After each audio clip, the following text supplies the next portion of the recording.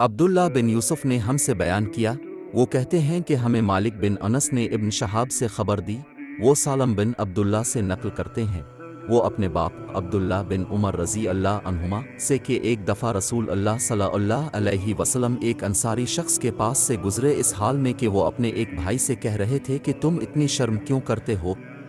اب صلی اللہ علیہ وسلم نے اس انصاری سے فرمایا کہ اس کو اس کے حال پر رہنے دو کیونکہ حق بھی ایمان ہی کا ایک حصہ ہے۔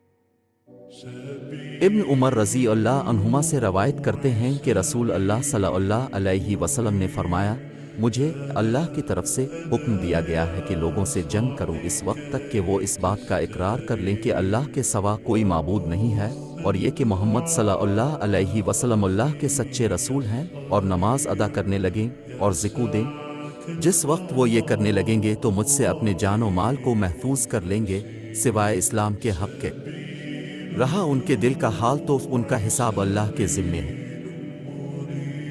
ہم سے احمد بن یونس اور موسیٰ بن اسماعیل دونوں نے بیان کیا، انہوں نے کہا ہم سے ابراہیم بن سعد نے بیان کیا، انہوں نے کہا ہم سے ابن شہاب نے بیان کیا، وہ سعید بن المسیب سے روایت کرتے ہیں، وہ ابو ہریرہ رضی اللہ عنہ سے کہ رسول اللہ صلی اللہ علیہ وسلم سے دریافت کیا گیا کہ کون سا عمل سب سے افضل ہے؟ اب صلی اللہ علیہ وسلم نے فرمایا، اللہ اور اس کے رسول پر ایمان لانا کہا گیا، اس کے بعد کون سا؟ اب صلی اللہ علیہ وسلم نے فرمایا کہ اللہ کی راہ میں جہاد کرنا کہا گیا، پھر کیا ہے؟ اب صلی اللہ علیہ وسلم نے فرمایا، حج مبرور۔